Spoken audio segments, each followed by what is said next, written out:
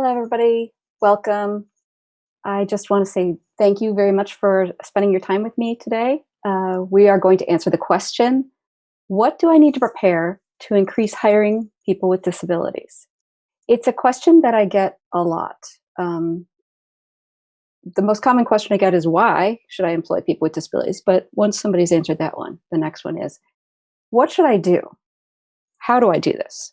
And we'll address how with the March webinar. But right now we're going to talk about, what do you need to do to prepare? How do you get ready? And that's going to take us to the very next part of this, which is that it's really hard to answer that question because it's different for everybody. What this webinar is going to do is I'm going to tell you quite a few stories about what other companies have done to employ more people with disabilities, what they've done to prepare and get ready for that, how they've gotten ready. And it's a very big gamut. So we'll cover all of that throughout this webinar. And if you need to chat, feel free. I've learned how to use the chat, and I've got somebody kind of keeping an eye on it for me. So we'll get this started. It's really hard to answer this question. And the reason that I know this is because I've had a lot of experience in this area. It wasn't very long ago, or maybe it was a long time ago, that I created Walgreens' success in employing people with disabilities. So we started with our distribution centers, and then we moved into the stores to figure out, as a company, how do we employ people with disabilities? And along the way, we made a lot of mistakes. We just tried things, they didn't work, tried something else, tested to see what was going to be most effective. And so we did a lot of trial and error there. And some of my lessons in this webinar are from that company. But a lot of them are from the companies that I've worked with since then. So it's been my pleasure to, my slides went forward, sorry, to work for more than 100 companies in various capacities to help them employ more people with disabilities. And in some cases, they were very large initiatives, and in some cases, they're very small. And most of them, I did it with other consultants and other groups. This is something that I can do by myself with a company, but it's a lot more fun with other individuals there helping out. What we've done in every one of these situations is to take what we've learned, myself, the team, whomever has learned by doing this for companies in the past, and we put it into the new situation, what's going on with the new company. Because it's very important that we make sure that when we're preparing and when we're employing more people with disabilities, that it's very individualized. Everybody's incredibly different, and we want to make sure that the efforts reflect that the plans reflect that the preparation reflects how individualized this should and can be. So I just want y'all to think about the fact that we learn from each one and we build on that to individualize it. It needs to be different because every company is different. Pieces within companies are very different. But I want to start with a disclaimer, and that disclaimer is that although you may not know it, you are already employing people with disabilities. They might be hidden, they might have non-obvious disabilities, they may not be asking for accommodations, but I can guarantee almost every company in this country is already employing people with disabilities, at least one, or has very recently in the past been employing some people with disabilities. Just may not look like or have an experience like what you think of when you think of people with disabilities. So when I use the term people with disabilities, I just want to be clear, I'm talking about the entire gamut of disability. People who have very significant impairments because of their disability, to people who, unless they told you, you would never know that they had a disability. This is 56 million people in our country, 1/5 of the population. It's a lot of people that have disabilities, and a lot of them are in your workforce already. So just to get you going, I want you to know that I'm going to be using a lot of different words for hiring, recruiting, employing. Don't get hung up on which word I use.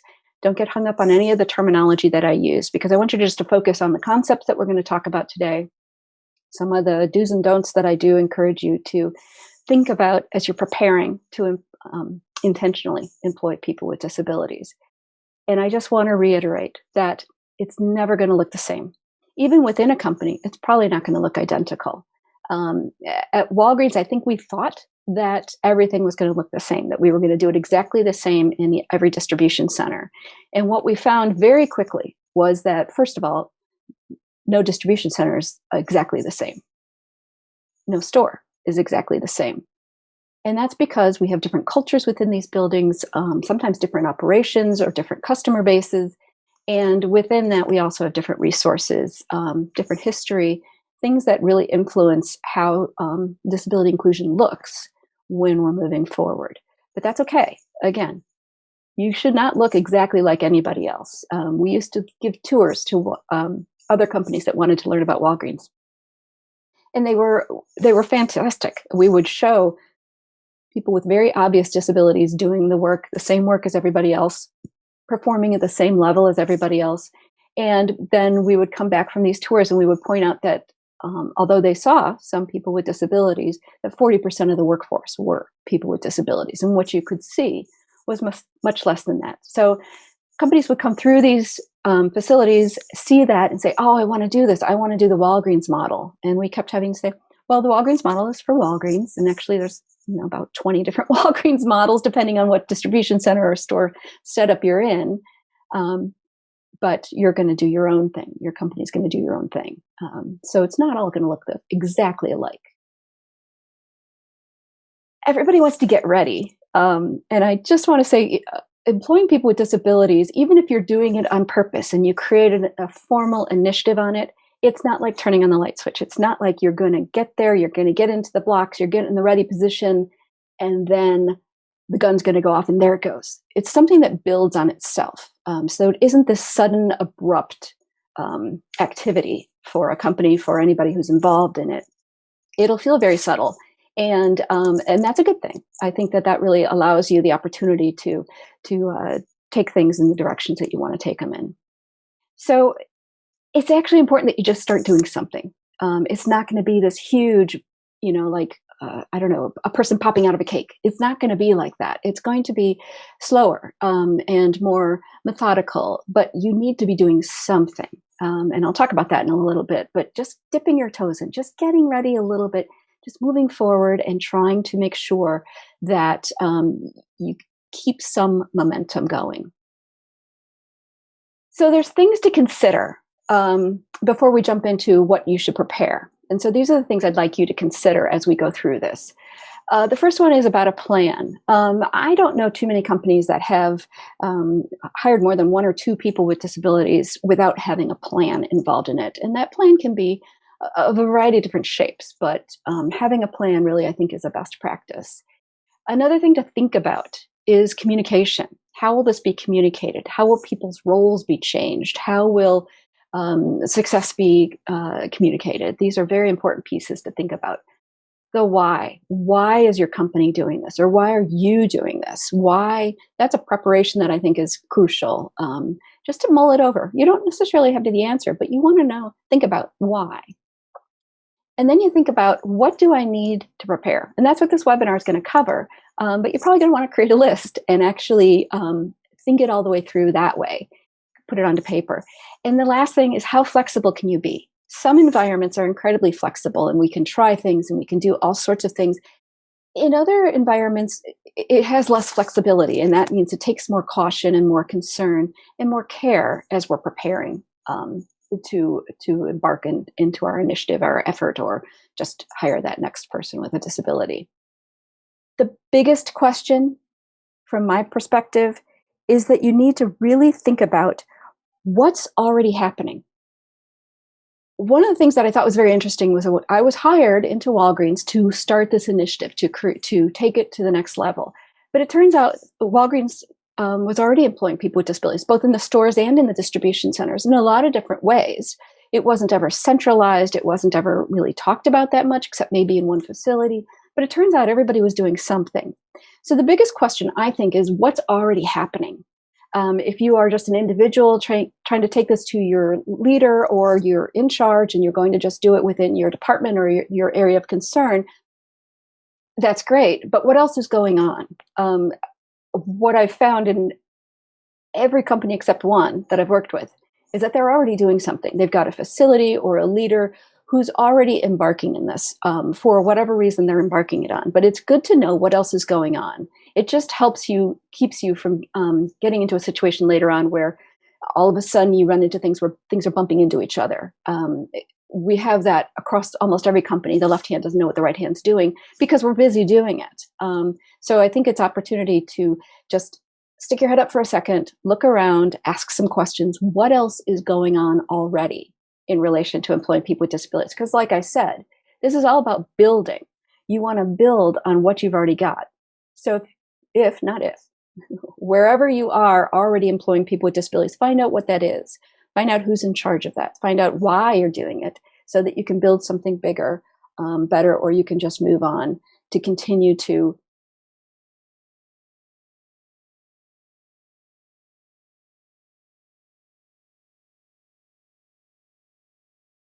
sorry. So I think that it's important to keep that in mind. What else is going on, and how can we build on that? How can we learn from it? Those are really important questions to think about. So here's things that some companies have prepared. A plan. I think a plan is a great idea. I've been with a couple of companies who the reason that they've engaged with me is because they started without a plan and quickly realized that they needed a plan. So I think that that's a good thing to think about is why, what do you need to do? What order do things need to happen to? It doesn't need to be complex. It doesn't need to be contrived and long. It doesn't need an entire project plan, and you don't need a project management office. But I think that that's, in fact, I think the simpler the better, but that will need to align with the corporate culture that you've got. If everything that you do has always got a plan, then you're going to want to, I think, really sort of have it align with the way you do other things. I'm going to check the chat really quick. Oh, Linda, hi. Thank you. Good to see you too. So simple or complex, you're going to want to have something. You want some direction, and that's what a plan can provide you. A plan also can offer you the roles and the responsibilities of everybody, who's doing what, and how are they doing it. Keeping everybody aligned. I think that's what a plan offers for you as well. I think a crucial part of a plan is that it allows you to course correct. Trying different tactics, seeing what works, trying something and then determining whether it's how you want to move forward. Building, again, on everything that you've already learned and what you've done. That course correction is very important. If you start a plan and it is in cement, I can pretty much guarantee you that you're not going to be successful. And that's unfortunate. I'm so sorry about that. But it is true that if you can't have the opportunity to learn as you're doing, it makes it very hard to continue moving forward. These are living, breathing initiatives, and they're going to need to flex just like everything else in your company flexes. Avoid analysis paralysis. I've worked with 10 companies now who have been so concerned about their planning that they've never moved forward. And I'll refer to this several times throughout this throughout this webinar, but it's really challenging, I think, to wonder about, what if we've got every piece perfect? Things like that. It's just really going to prevent you from moving forward. And not moving forward, I think, is the biggest mistake you can make. So what sort of design options can you consider? What possibilities are there when you talk about employing people with disabilities? So let's talk about perhaps thinking, is this going to be a pilot site? Are we going to have a pilot site here or there? We're going to try it in a couple of places. Are we going to do it everywhere? Like I said, roles and responsibilities, I think, is a big piece of it. How many parts of the company are going to be involved in this? And also thinking about what is success going to look like? How is this going to work? Will there be partnerships? Will we need to make significant changes to things? Is this going to fit into something that's already existing, or is it going to exist separately and stand on its own? I think those are all really important things to consider as you're moving forward. What's your plan going to look like, and how is it going to move you forward? I think the why is the most important part of everything. You need to define and align your why. Sorry to make that rhyme, but it's really important. Is this about CSR, corporate social responsibility? Is this about compliance? Is this about trying to get the benefits of employing people with disabilities that have been so highly touted? Is this about simply trying to be more diverse? Is this about a personal effort that perhaps somebody within your company knows somebody with a disability, or they've seen stuff about Walgreens or Sephora or any of these other companies that are doing it, and they want to do that as well? Is it a personal interest, or is it something that's aligned to the culture and the strategy of the company? Understanding your why allows you to build the business case.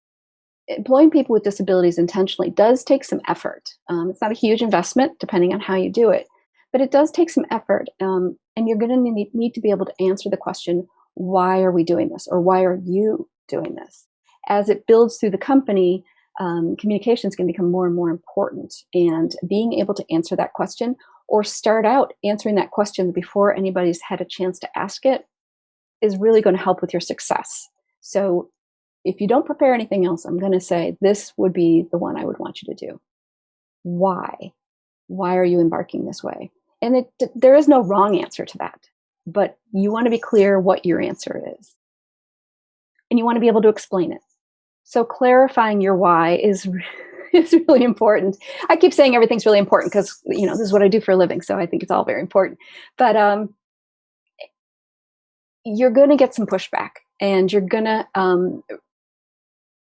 want to be able to align things with how and why you're doing them with the company.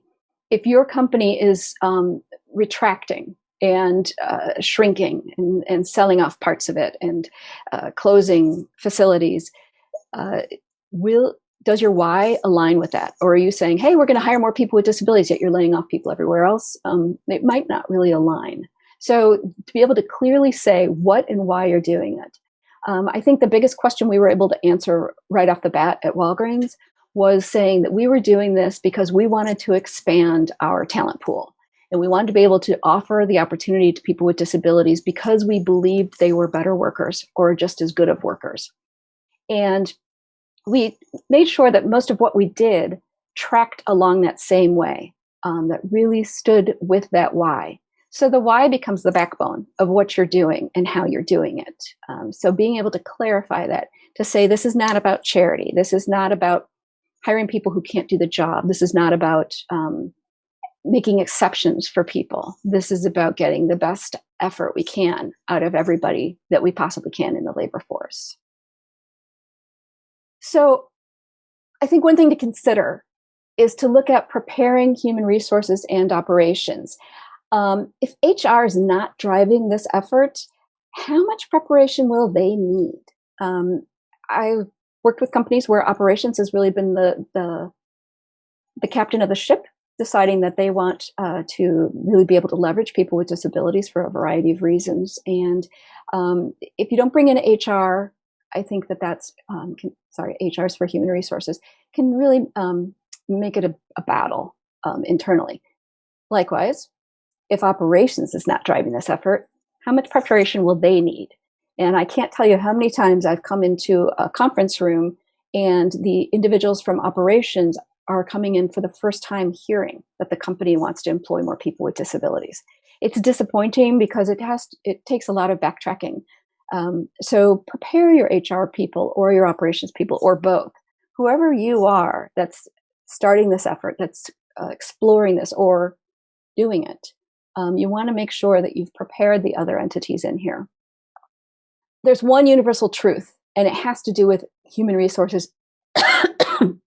Excuse me, I'm sorry. There's one universal truth, and that applies directly to human resources and operations. And that universal truth is you can terminate people with disabilities. I almost start out a room saying that. I'm surprised I took this many slides to get to this point in here, because people don't understand that. They fear it. They think they can't fire people with disabilities. And this is a huge piece of just about every piece of education I do, is to make sure that people understand you can fire people with disabilities, and you should, just like you should fire and terminate other people who don't have disabilities.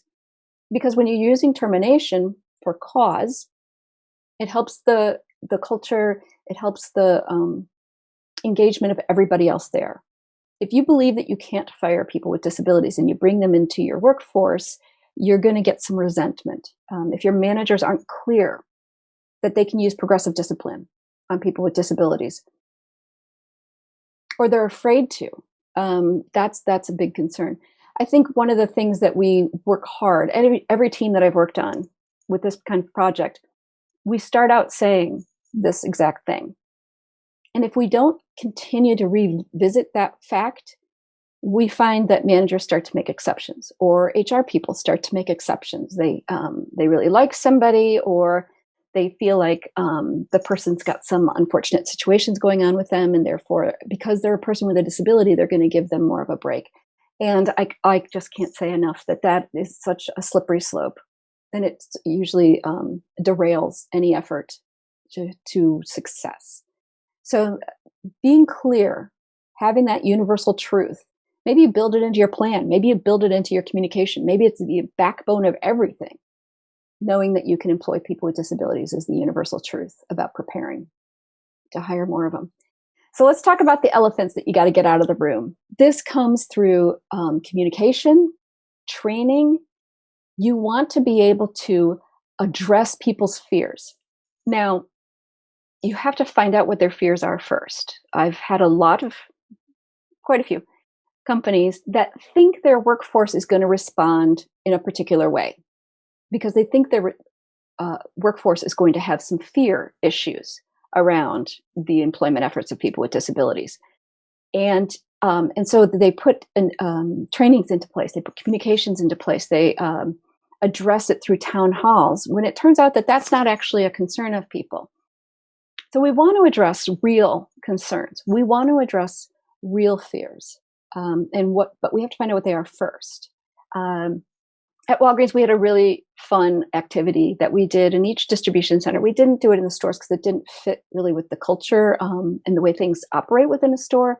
But in the distribution centers, we sat down with the managers and we said, put on a piece of paper. What's your fear? What's your concern? What do you think is going to happen that you're kind of wondering about? Or, what questions do you have about people with disabilities? Anonymous questions, put it on a piece of paper, fold it up, put it in a box, and then we stood at the front of the room and we unfolded each one of those pieces of paper and we answered the questions. So we didn't assume what people's questions were. We asked and we got it. And as we continued to do that, we would get more and more honest questions and more honest concerns, which allowed us to actually address them. And that was really important, I think, to be able to address those elephants and get them out of the room. I think that when we employ people with disabilities, that can really, there's a lot of stigma and myths about people with disabilities, and that carries over into the idea that a company wants to employ people with disabilities. So being able to move those things on is really important. I got to switch my notes. So the next thing I really want to talk about is how do you know what else you need to get ready? And I think checking the current systems is important. Companies are systems. I'm a systems person. That's just how I think. It's the way my brain works. So I'm sorry if you're not really systems oriented, but every company is run full of systems. And you want to check the health of those systems. Things do not need to be perfect, and they never are. So don't set the standard that high. But are there critical faults in your system right now? So thinking about things like your applicant tracking and interviewing processes and systems, are they accessible? Do your recruiters or whomever is establishing the appointments for interviews, do they ask every candidate if they're going to need any accommodations? Are you ensuring that the place where the interview is happening is accessible? If you don't know how to answer those questions, head over to my website and you can see some resources. But those are things to think about. Your applicant tracking system, your actual interviewing system, your application itself. If it's paper, that's great. But is it accessible to people with disabilities? The second thing I think you need to think about is performance management. Do you have a system for performance management? Do you measure performance? If not, you might want to think about having that in place simply because a lot of the fears that the real fears that people have about people with disabilities is what I just said, that they think they can't fire them. Well, if you can't fire anybody, you don't have performance management systems into place, how are you going to know whether people with disabilities are actually doing their job well or not? You're going to face some criticism. So I think that's really important. And progressive discipline is the next one.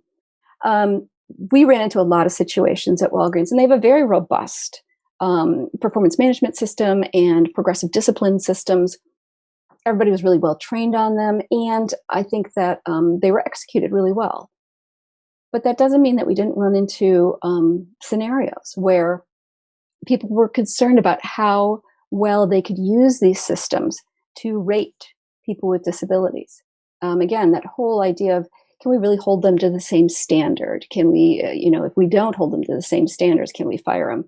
And it just snowballs from there. So if you can't do anything else, I think that it's great to, I'm going to check the chat. Oh, thank you, Cindy.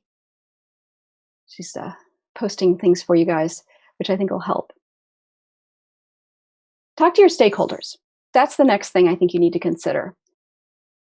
What I found is that it's about 50-50 split. Half the companies that I work with want to tell the world that they're going to do this, like Walgreens did, very publicly declare they're going to be employing more people with disabilities, whether it's in a small realm or in a larger realm.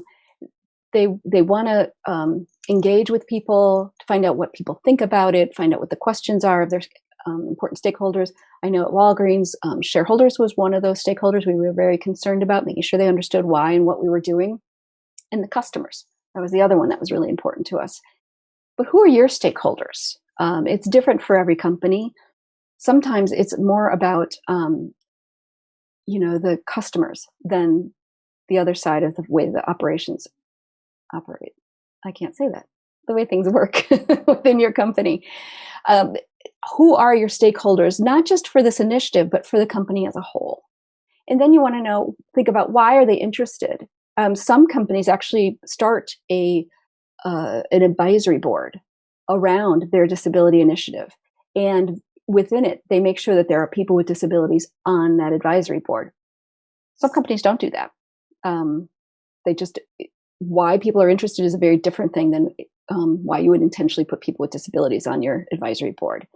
And then how do you engage with them? So at Walgreens, we had, the basic kinds of company communication plans that were already there, but we also created a newsletter that actually tracked our success and told some success stories. It was a very nice communication tool to be able to say to all the stakeholders, this is what's going on. This is how it's been going. This was our goal. Here's where we are. If we're not achieving that goal or we're not on the right timeline, here's some of the things that we've been encountering. It also gave us a lot of license to be able to say that we're going to do something different now. People can get very hung up on what's your plan and sticking to the plan. So we built that into our communication with our stakeholders, was really to say, we may be changing things every once in a while. And we talked about it to make sure that people weren't surprised by that. Oops. Very long transition, I'm sorry. Okay. Do something. Do anything. Do not, I already said this about the analysis paralysis. Don't sit around waiting and preparing and not moving forward. So this webinar is your green light to do something. Move forward. Plant your tree. Whatever metaphor you want to use. Just do something. I actually contemplated putting Nike swoosh in here, but I was afraid of a copyright infringement. So I didn't put that as the logo, but it should be. Just do something. Just make a move forward to engage with more people with disabilities in your applicant pool and into your workforce. The January webinar talked all about why you would want to do that. You want to be able to leverage those benefits. And not doing it, I think, is even more detrimental. So what are the 3 essentials that I always talk about when people are talking about preparing for employing people with disabilities? There's 3 things you have to have. The first one is some level of culture and leadership. It doesn't have to be great.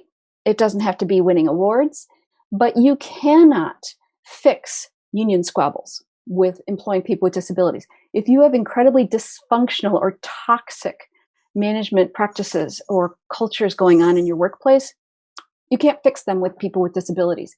No matter how much we see the data that people with disabilities increases your engagement scores, it decreases your turnover, things like that. If you already have some of these very substantial deficits within your company, you won't see those benefits based on having people with disabilities in your workforce because there's these other huge potholes in the road.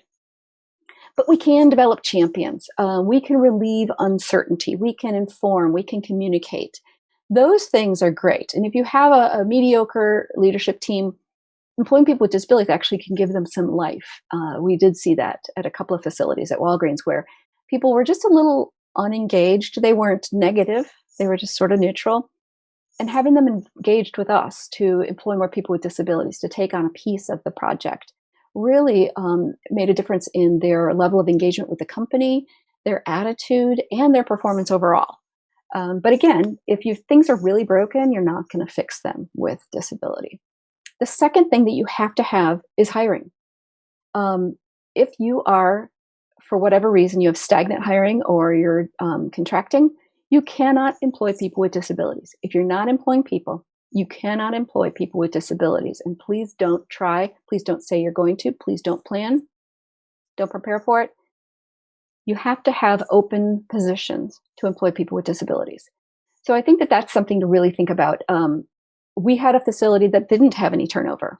They hired between 1 and 3 people a year. And it's a very large facility.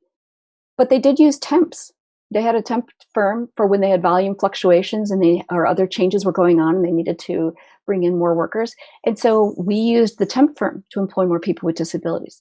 So as part of your preparation, you just want to see what is going on. Do we have any hiring? Do we have any need to hire people with disabilities? Because if you don't, it makes it much more challenging.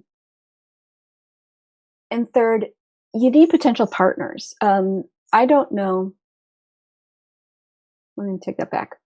I know very few companies that aren't engaging with partners in some way, shape, or form to build the pipeline of candidates for people with disabilities. And the reason I say that is because although you have been already employing people with disabilities, if you are considering an initiative or an effort to bring in more people with disabilities into your workforce, that means you haven't already done that, which means that you're probably not actually talking to the right candidates. Your communication channel maybe isn't appropriate. Not appropriate, that's not the right word. Your communication channel is not optimized to reach this candidate pool. Perhaps your systems don't work. Perhaps you want to target a very specific group of people with disabilities. We've seen that at Microsoft with their neurodiversity efforts and other companies that have done that with autism at work. I think that partners are so important and so helpful in handling things that were not our expertise. We are not experts in everything. At Walgreens, we certainly weren't. And myself, even though I've got a lot of experience, I am not an expert in everything. The partners are important. And being able to tell one partner from another, which duck is who's similar, who's different, why are they different, how are they different? I think that that's really a consideration. We did find some locations where we couldn't find sourcing partners. There was no entity that was interested in helping us find candidates. And after exploring things like working within our own workforce for referrals or looking for ways to expand our talent pool, if there's not a good partner, if there's somebody who won't help you with that within the community, it can be very challenging. I won't say you can never do it, but those I think are the 3 crucial things to moving forward with an initiative: is making sure that you've got hiring, making sure that your culture is not broken, and making sure that there's at least some level of resource in your community that you can partner with to make this successful. It doesn't have to be a paid partnership, doesn't require a lot of investment, but that is your number 3. So we'll talk about the how. That's my favorite question to answer, is how. How do you employ people with disabilities? We'll talk about that in March, and I know that Cindy will probably pop that link into the chat as well. But that will really address the how. But today we're talking about preparing, getting ready. So here are the 5 things to not do as you're preparing to employ more people with disabilities. Number 1, don't make unnecessary expensive changes. I worked with a company that had a great call center, and they were very actively wanting to employ people with disabilities. And we looked at some of the training, and we looked at a couple of the other things they're recruiting. And then they decided they needed to have an automatic door into the facility when their door was not excessively heavy, and they weren't in a weather pattern where wind is a big issue. And they said, well, how would people with wheelchairs get into the door? And I said, well, a lot of people I know who use wheelchairs can get in the door without it being an automatic door.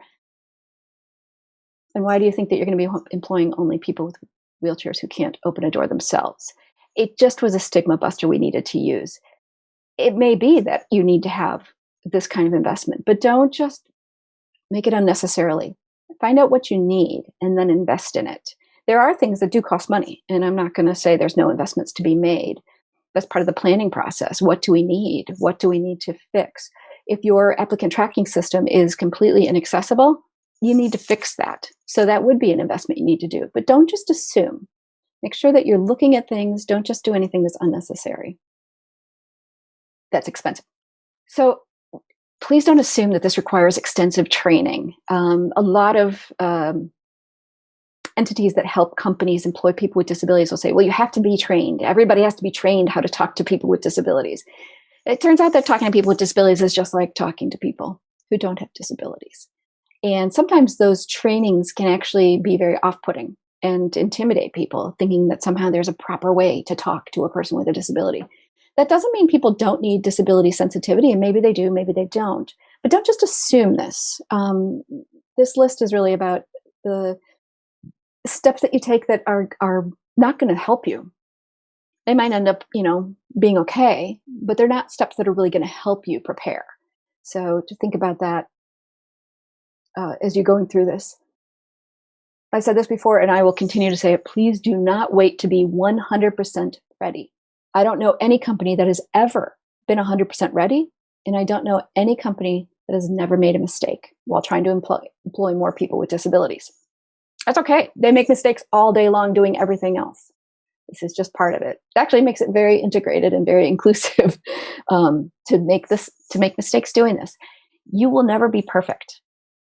I can say that with the utmost confidence. You will not be perfect in doing this. Nobody ever is. And the reason why is because we don't know. Things change. You can't predict. This is a very new endeavor for companies. We've only been doing this for about 15 years now. So think through, why does you need to be 100% ready? What's good enough? What's a place to start? Again, go back to that slide way back in the beginning. Just dip your toes in. Give it a try. Don't wait to be 100% ready. And don't generalize one unsuccessful experience. That's something I hear a lot from companies as they want to have a conversation with me. Go, well, we tried that. We tried to employ people with disabilities. We don't have the right kind of jobs. Our facility isn't right. Our management team isn't right. We don't have jobs that people with disabilities can do. And that is very narrow thinking. Because when people say that, to me, it says they're not really thinking about who people with disabilities are. They're thinking about a very specific person with disability and not realizing that we're talking about 56 million Americans. We're talking about 1/5 of the population. Of course, you can hire someone within that group.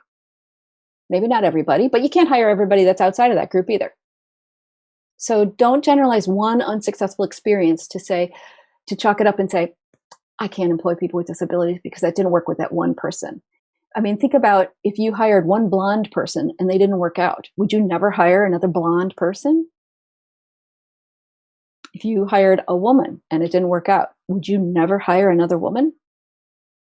I can keep going, but I'll stop before I get myself in trouble with that. And the 5th thing, do not change any of your performance or conduct standards in anticipation of employing people with disabilities. And I say that as clearly as I can. Don't say that you think that you have to give, that you have to accept less. These are good preparations to think about. How do we get ourselves into the frame of mind we need to be in to embark in this effort? How do we think through the plans and the communication that we're going to want to put in place to make this as successful as we can, or to try it? And then how do we assess what's going on and those sort of things? But don't change your performance or your conduct standards. If a person with a disability comes in doing something that's unacceptable, if it's a person without a disability, don't just assume that it's okay. Now, there are times when there's accommodations that need to be made, but that's not really about conduct or performance. That's about ensuring that somebody's got an equal opportunity to provide you with the benefits of their work and for them to be able to access the opportunities that you offer. So again, performance and conduct standards are very important. And I'll tell you a quick story. I had a facility at Walgreens where they were partnering with an agency that serves people with disabilities in their community. And they called me up and said, well, we think we want to fire so-and-so. And for a while at Walgreens, I was the gatekeeper. If somebody wanted to hire somebody they knew had a disability, they had to run the scenario past me until we made sure that all of our systems and processes were well aligned with our standards. So the building said, I want to fire this person. And I said, okay, well, tell me the story. Well, this individual yelled at a coworker, and part of our conduct requirements are that that you're a good team member, that you treat people respectfully, that you have professional behaviors. And I said, well, tell me a little bit more about this person. And they revealed that they knew the person had a cognitive disability. And I said, well, did you explain what our requirements are for conduct? This professional standards, that somebody has to act professionally. Did we explain that meant not yelling at coworkers? Oh, no, we didn't. Okay, well, to be clear, that's not accessible then. We need to make this accessible. Let's make sure we explain that to her, give her a warning, and we'll wait. About 6 months later, I got a call from them again. Okay, now we can fire her because this time she swore at a colleague. And I said, well, did you explain, when you explained that yelling was not part of professional behavior, did you explain that you can't swear? Well, no, we didn't. Okay, well, you can't just assume that such an abstract concept is going to be really understood by a person with a cognitive disability. And you already knew that. So, and they said, well, really, we really need to fire her. And I said, why? And they said, well, because she's only making 60% of rate. That was the problem. And that wasn't acceptable to me. Why would you allow her to stay this whole time? She had never made 100% rate. When you're working in a distribution center, everything's about metrics, and it's about moving the boxes as quickly as you can, safely, of course.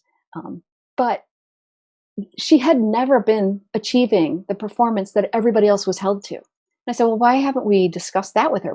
First of all, how'd she get a job with us if she's never made it? Because you're supposed to be able to demonstrate that stuff. But second of all, why has she been allowed to stay this whole time? And they said, well, she has a disability. Going back to what I said earlier today, we could terminate people for cause, and we don't want our managers to be shy about applying the same standards to people. So they were not going to be shy about applying the conduct standards to this person, but the real reason they wanted to let her go was because she was not performing.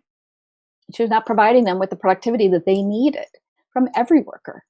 And so we had to go through some pretty elaborate backpedaling to put into some performance management plans, and then get in through progressive discipline, provide her with the supports necessary to try to get her rate up to what it needed to be.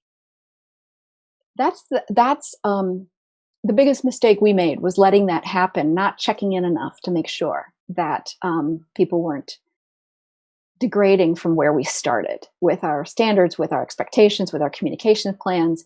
And you can try to do those things all day long, but you want to be checking back in to make sure that you're getting to where you go. All right. Now, I'd love to take questions because, for one, I have figured out how to use the chat. And for two, because we've got time. So does anybody have questions? Please use the chat for it. I know there's a Q&A function within Zoom, but I'm not that savvy with it. So are there any questions you have? Have you been trying to do thank you, Cindy, for putting those links in there. But For what I've just discussed in the last 45 minutes, what questions has that raised for you? Did I say anything contrary to what you thought I was going to say? Have you tried to do other things, or are you currently preparing for this and taking different routes or taking different tacks? Or have you worked with a company that's been preparing for this, or are you helping a company prepare to employ people with disabilities? What's been your experience, and how is that going, or what questions do you have?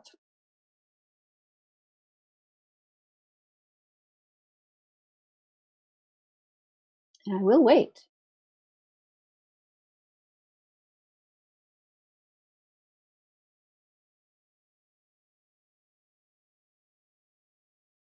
Make sure that you are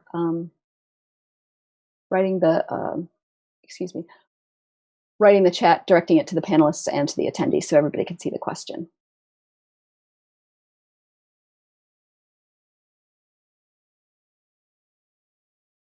I can't believe nobody has questions. Usually I get questions like, um, you know, why don't we need to assume some of the things that you talked about assuming? In fact, let me backtrack to those.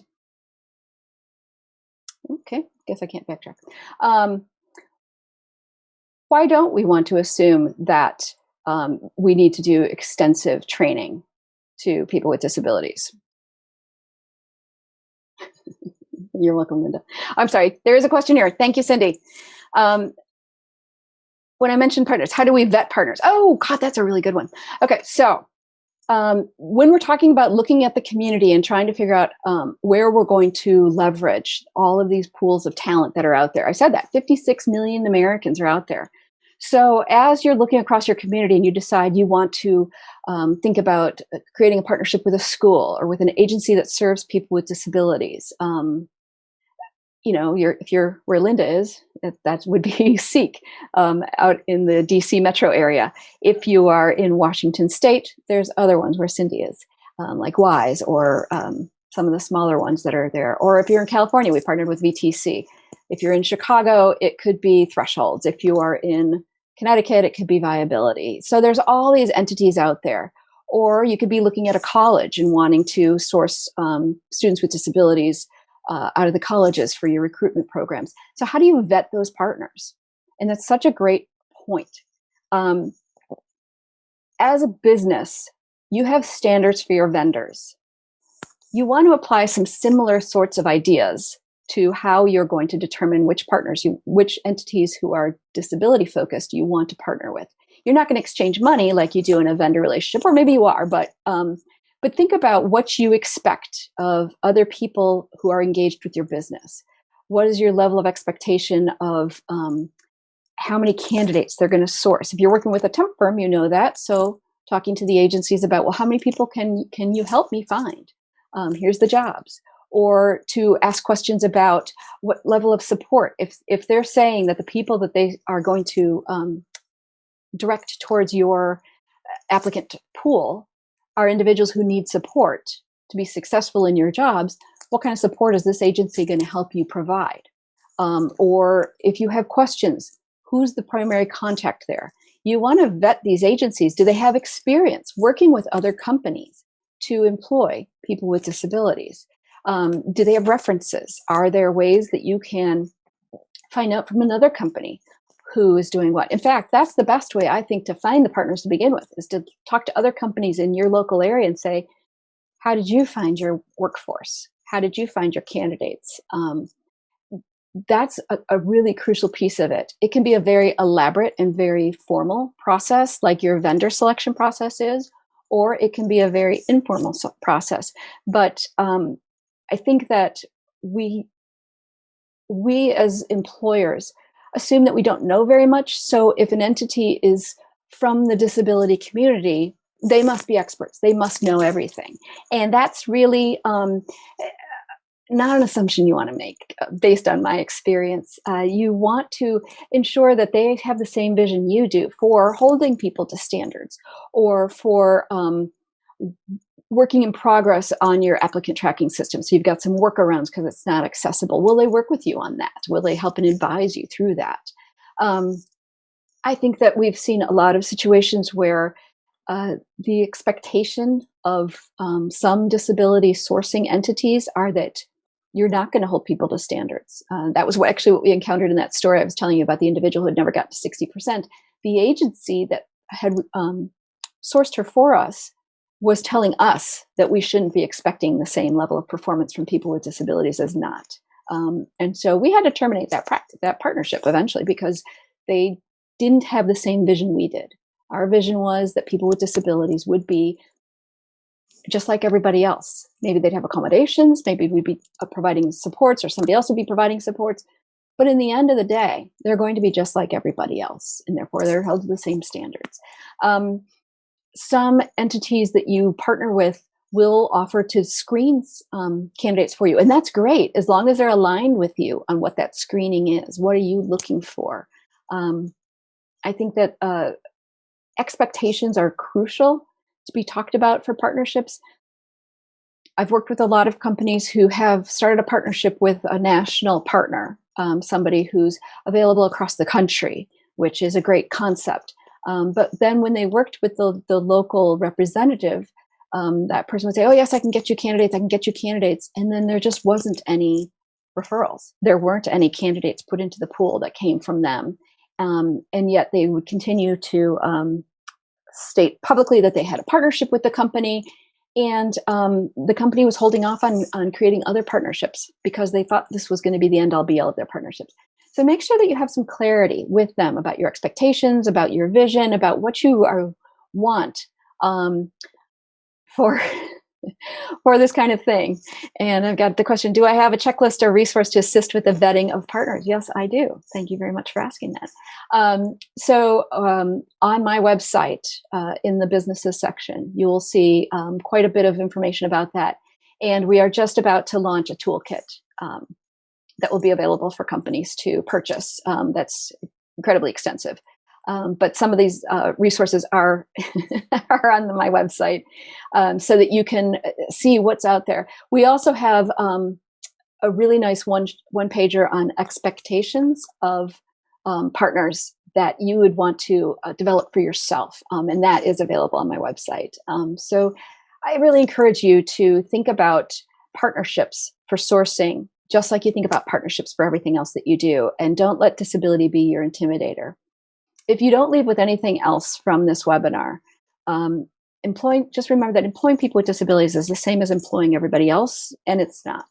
And so that part of it that's not, you may need a little extra help. You may need to think about doing things a little bit differently, but it doesn't mean that you are going to turn the world upside down, or that your company is not going to look like what it currently looks like, or that your manager's relationship with their employees isn't going to be the same as it is before. When we're done with initiatives to employ people with disabilities, it should look just like it did beforehand. Just maybe some things were tweaked. There are a lot of unintentional barriers that are in our systems. We didn't intend to put them there. We didn't know that they were there. And that was my job at Walgreens. As I said, companies are all about systems. My job was to find the systems that had unintended barriers and to fix that. And it was a very long job for me. I was there for 7 years. Because we didn't really know what we were looking for at the time. Now we know much better what are big red flags to look at. But none of this is intentional. We're not intentionally not employing people with disabilities. We don't just necessarily know some of the extra things that we could be doing or think about doing. We don't necessarily know that we have barriers, because although we have some people with disabilities, maybe we don't have anybody with a particular disability group, and it's because there's a barrier that's specific to that disability. So you just want to be taking onto those things. If you're interested in finding out what sorts of barriers you have currently, you can ask me, but you can also just work with whatever entity is in your local community that serves people with disabilities, whether it's an independent living center or it's someplace that provides employment services to people with disabilities. Just have a quick informational meeting with them. You can also reach out to JAN, the Job Accommodation Network. I don't remember. I think it's askjan.org is their website. But they're a great place to get some resources that can be very local. They can give you the entities who have registered with them, to provide assistance. If you're not interested in asking me these questions, that's fine. There's probably a lot of entities out there through LinkedIn that you can ask those questions to, and as well as Facebook, local Facebook groups that are focused on disability. I always encourage people to ask more than one person, though, because some people who are serving people with disabilities have one perspective, and some people who are serving people with disabilities have another perspective. And you want to try to find someone who's more aligned with you on your vision of what employment for people with disabilities is going to look like inside your company. Okay, any other questions? Coming up on an hour. I will let you all have 5 minutes back. Thank you so much for your attention. Thank you for attending the webinar. Thanks for the questions. Thank you for your help, Cindy, in the chat. I really appreciate it. And I've enjoyed having you all here. And if there's anything I can help you with, I can't use my slides apparently to forward, use my controls. Feel free to ask me a question. You guys have access to my email address at all points in time, and I'm available on LinkedIn as well as on my website. So please feel free to reach out to me if you've got questions, and we'll answer them. Thank you very much.